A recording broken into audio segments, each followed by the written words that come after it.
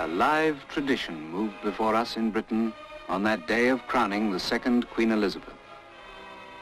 A time to remember deep roots that give strength to our 20th century life.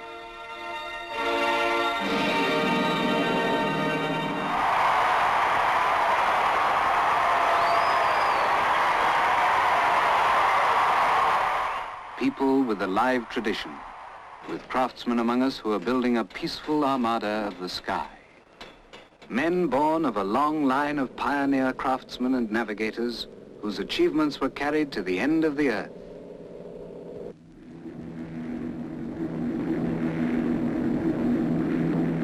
No wonder that British pilots have royal confidence as their inspiration. Men inspired by our reigning Queen Elizabeth, as men before them were inspired by the first Elizabeth.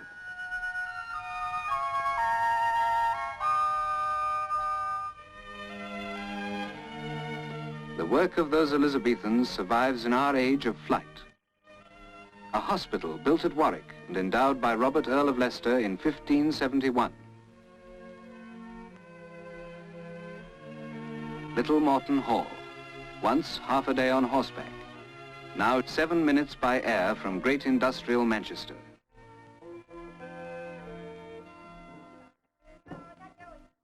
And nowadays air travel links us with the past of the Hebrides, where the handcrafts of the Middle Ages live on.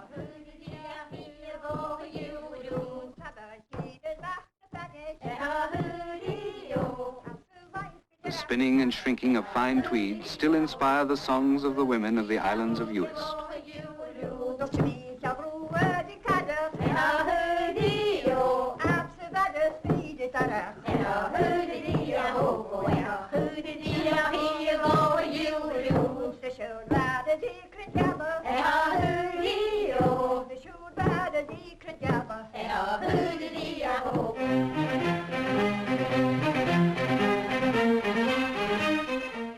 Tradition reasserted. 20th century youngsters being grounded in the sea lore of the merchant adventurers of the first Elizabeth. The spirit of Drake and Hawkins, the love of adventure, is still alive today.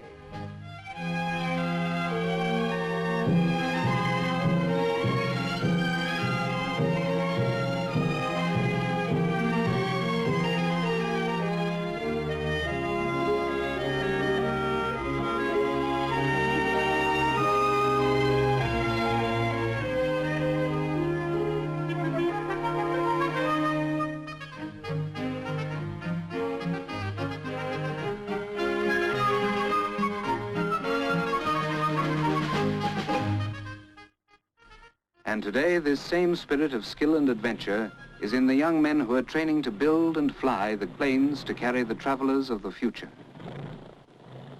Their ambition and aspiration is to become pilots on the great British airliners. In the sure hands of these masters of the air, passengers can cross the oceans in luxury undreamed of in Elizabethan days.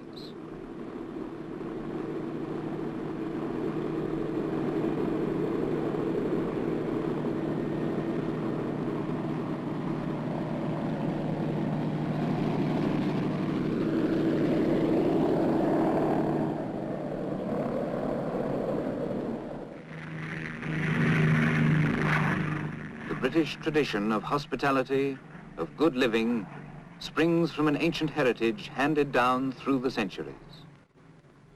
A heritage rugged as our island coastline.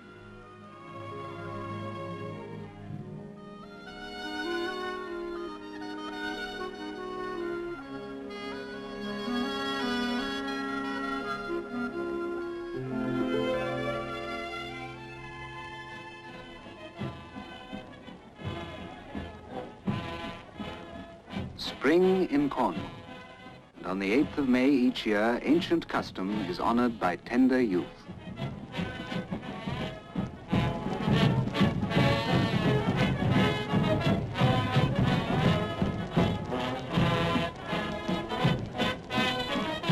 The Helston Floral Dance. To dance it, a privilege reserved for those born in Helston.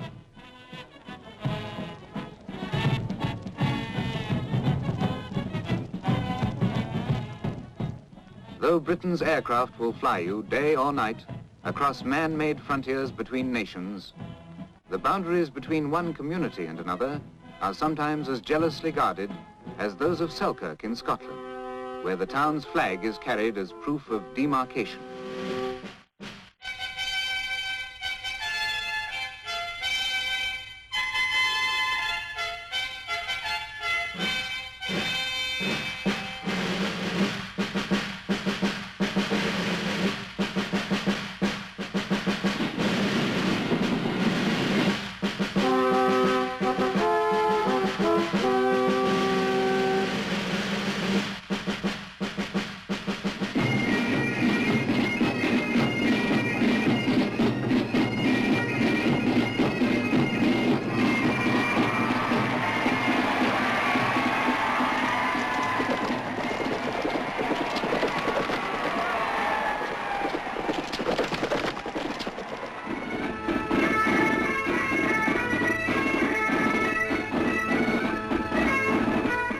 In the town, the pipers herald the flag that has been carried over glen, brae and burn. All are gathered to watch the ceremonial bussing of the flag.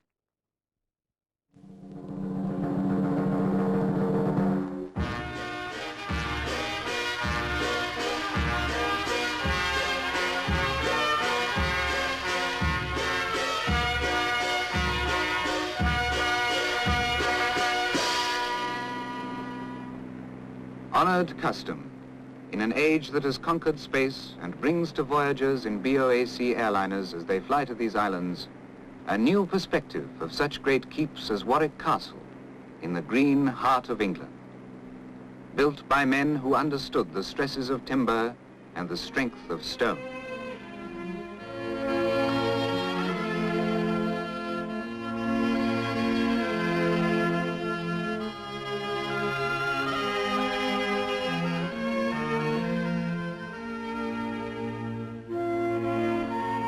Stirling Castle, home of Scottish kings and still the gateway to the Highlands. Linlithgow Palace, birthplace of Mary, Queen of Scots. But with the first Elizabeth came a peace where houses no longer needed to be fortified. Cotchele House on the banks of the Tamar. Continuity, scenes of settled peace, for this house has been the home of the Edgecombes for 600 years. Near London, Hatfield House, built for the Cecils. Montacute in Somerset, built in 1600 by the Speaker of the House of Commons. Sulgrave Manor, ancestral home of George Washington's family. Great houses where history has been made.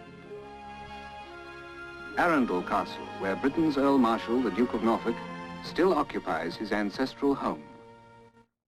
Not armoured champions these. Prince Philip, Duke of Edinburgh, has brought his cricket team to play the home side of the Duke of Norfolk.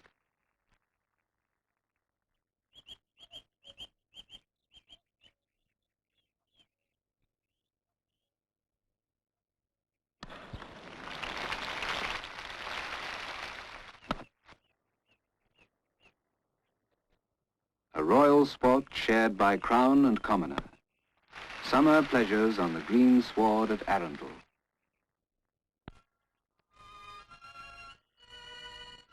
The serenity of summer in Britain. Canterbury Cathedral, cradle of Christianity in England, built to the glory of God.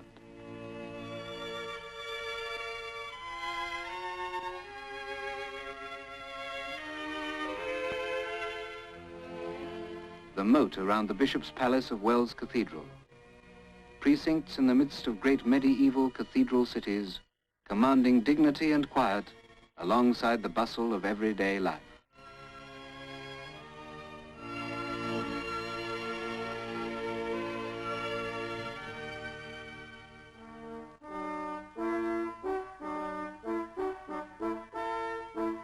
Dignity and peace in the great seats of learning and leisure, such as Oxford or Cambridge.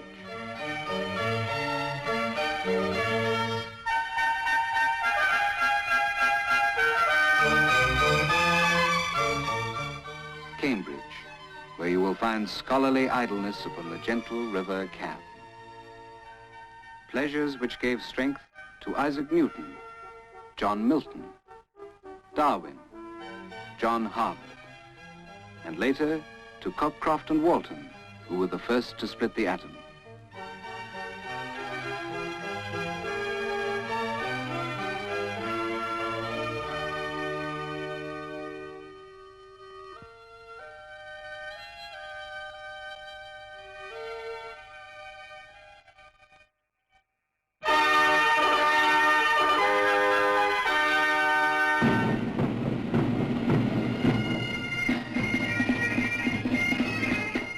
Pageantry of Edinburgh, Scotland's great metropolis.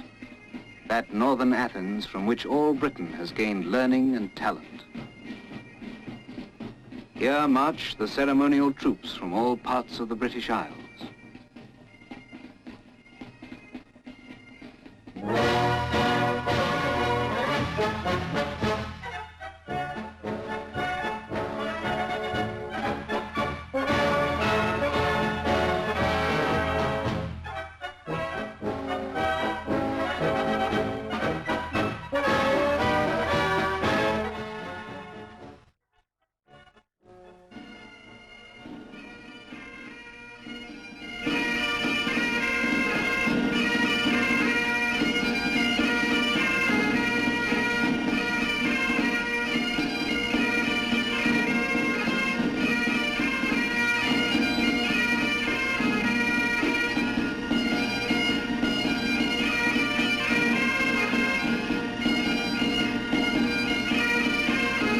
The greatness of Edinburgh was born of a long and turbulent history, a turbulence still not forgotten in all the peace of Glencoe.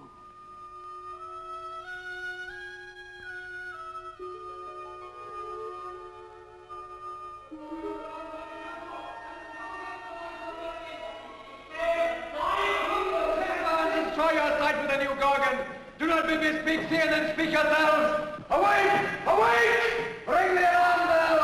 Murder and treason! As from your graves rise up and walk like sprites to countenance this horror!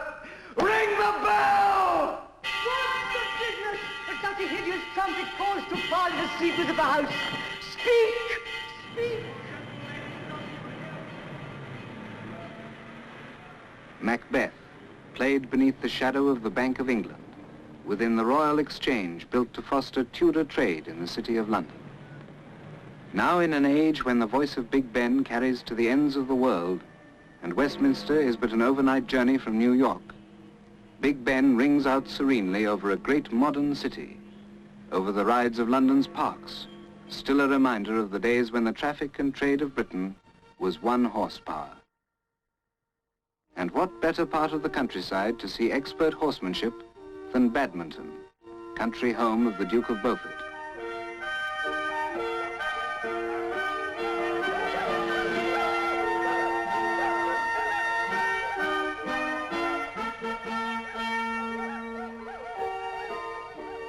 Here at Badminton, the Duke keeps and exercises his own pack of foxhounds.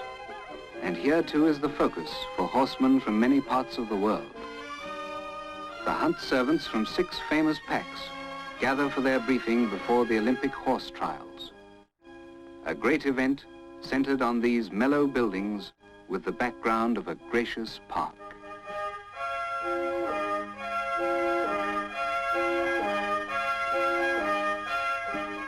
No wonder the fairest steeds and finest horsemanship still flourish even in the midst of an industrial nation. In the days of the first Elizabeth, the horse was Britain's only means of transport. Today, at Badminton, the Olympic riders display their prowess and skill to Queen Elizabeth II.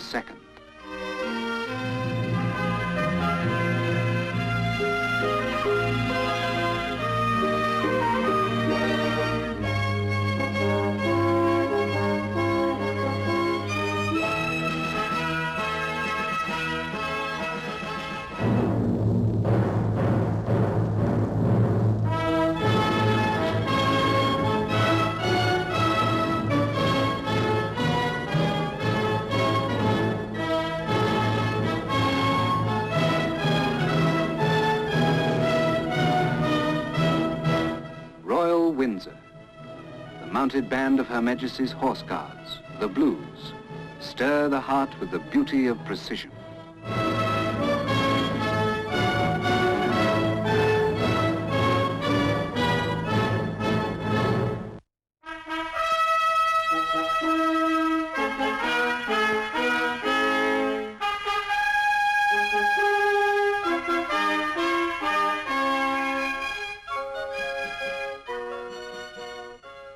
When last a queen as monarch mounted the British throne, the coach ruled the roads of Britain. The gallant, slow coach that vanished from use amid the clouds of the new Victorian age of steam.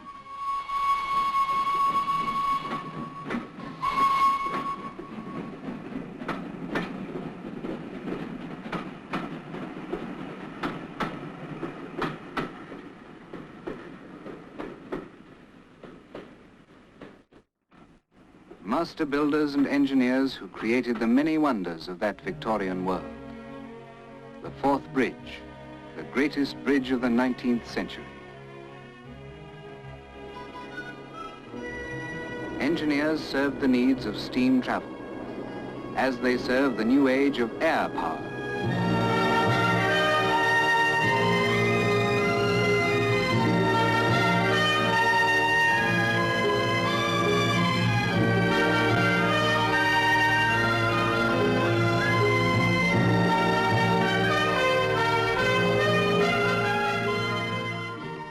The age of the Second Elizabeth, bringing with it draftsmanship that leads the designs of the world.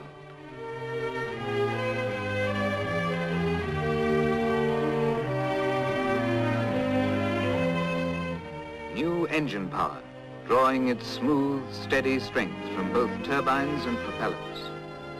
The Britannia, the airliner of tomorrow.